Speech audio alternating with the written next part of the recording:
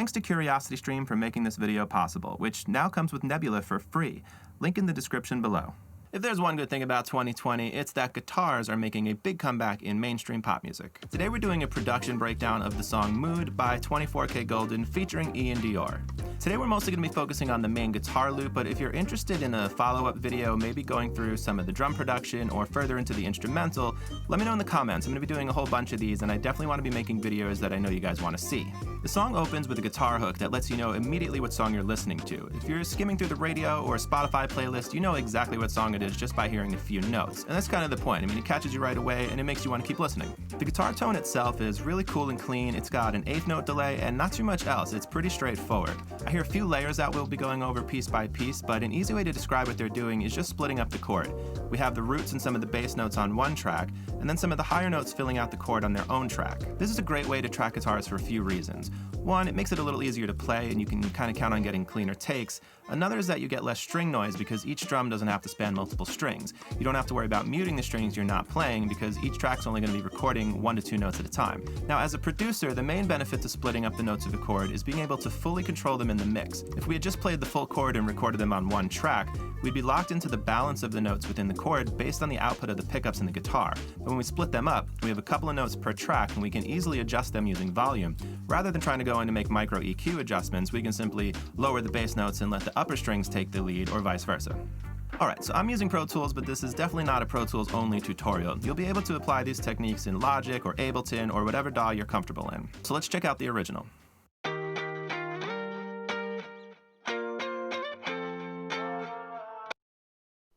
Cool, so that catches you right away. So as for the guitar itself, it's really clean, kind of quacky, and so I knew I could get close with either a Telecaster or a Strat.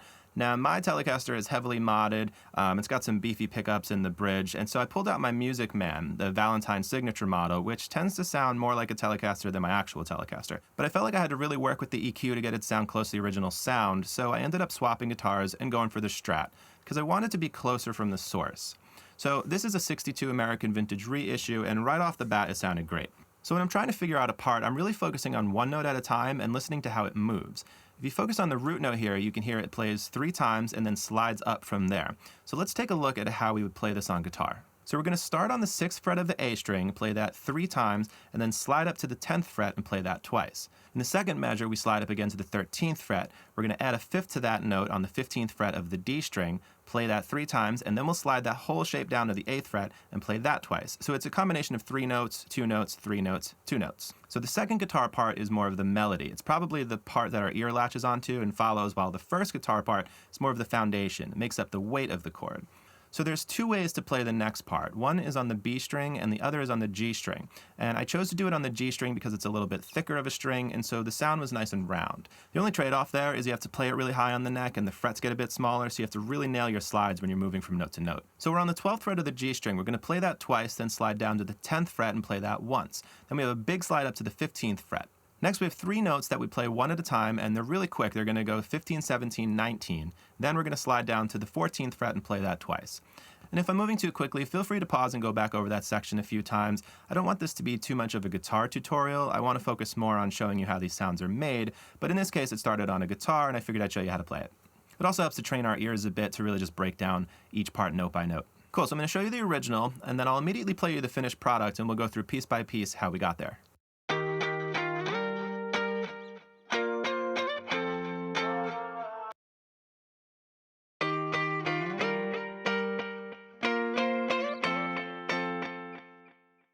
Cool, so jumping in here, we've got a Pro Tools session set up. I just have the metronome at the top, clicked out the tempo to be about 91. We have the original track here, which we'll reference a whole bunch. Then we have our first guitar, which is sort of the lower notes, the root notes, foundational chord stuff, and our second guitar, which is doing more of the melody parts. Flipping over to the mix window here, just so I can show you some routing. We took both of these guitars and routed them to a bus because they'll take the same processing. So we could just do it on one track instead of having to do it on each individual track. So let's listen again to the original and talk about some of the things we're hearing.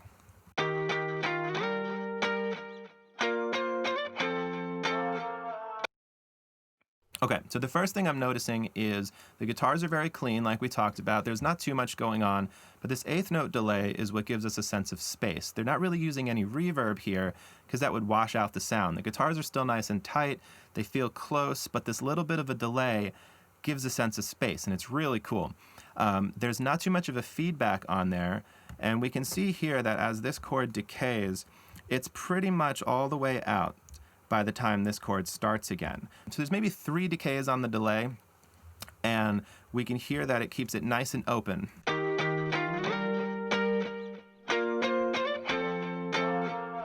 Right, so you see how just by letting this decay be fully out by the time that next chord hits creates such a cool sense of space and dynamics. Okay, so I'm going to bypass all of my effects and show you the sound straight off the guitars, and then we'll start adding things back on and show you what we did to get there.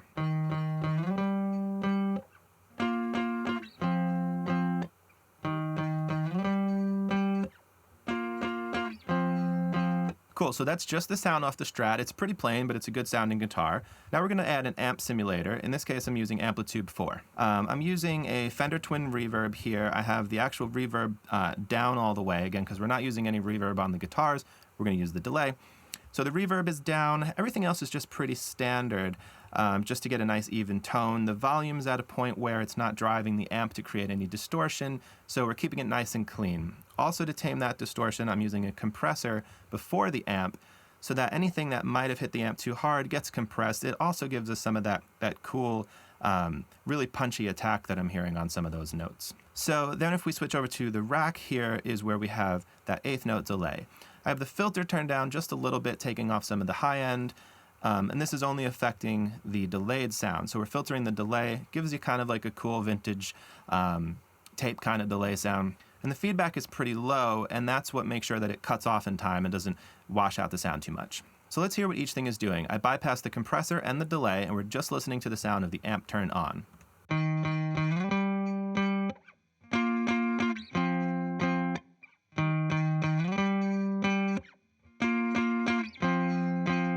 Cool, now we'll turn on the compressor.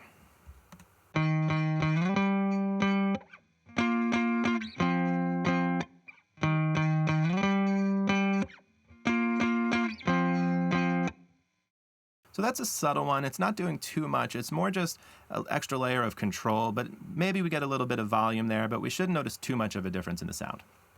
Flipping on the delay, we're going to hear the sound kind of come to life a bit.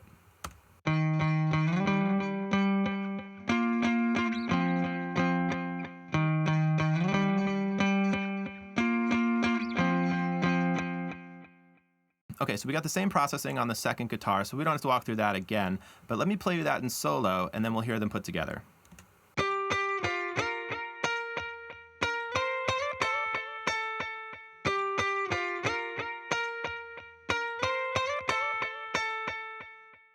All right, so I'm sure you can recognize that melody, but watch when I pop the first guitar in, we're going to notice the song really takes shape, and it sounds like what we're used to hearing.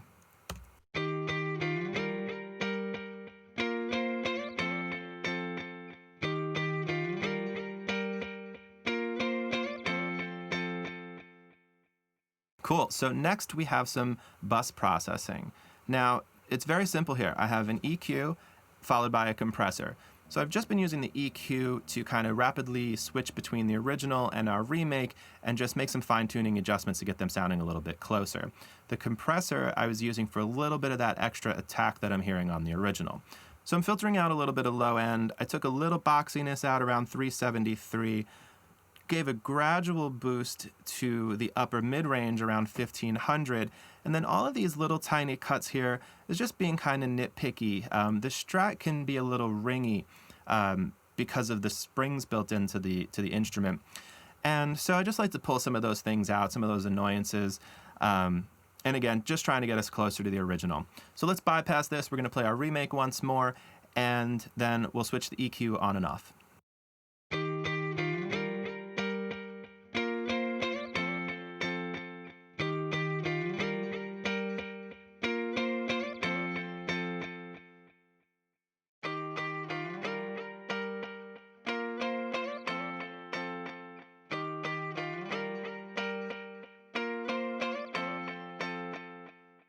So that kind of gives it a bit of a filtered sound because we're rolling off some of the low end and pushing the upper mid-range there, but I really felt that it brought it closer to the original. So let's compare them again with the EQ on.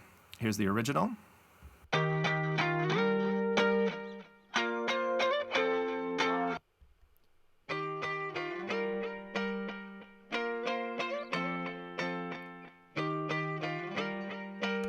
Cool, so we're getting closer. Now let's add the compression in. And a couple things here. We're going to notice volume, which when I played those two side by side just a minute ago, the original was at the original volume, and ours didn't have the compression yet, so it felt a little underwhelming comparatively. Let's see if the compression helped us get there.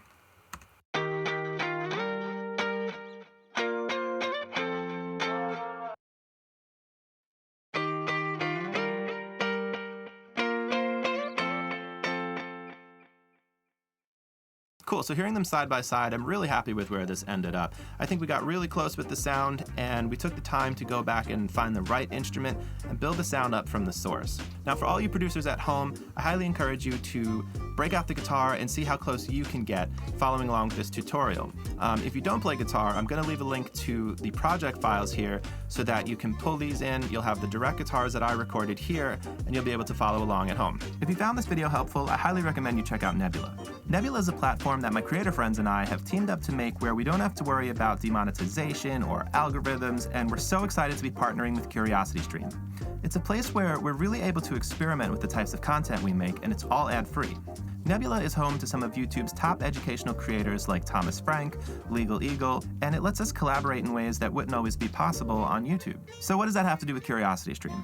To start, they love educational creators and supporting educational content. So we worked at a deal where if you sign up with the link below, not only do you get access to CuriosityStream, but you also get Nebula for free. It's not a trial, and you'll have it for as long as you're a CuriosityStream member.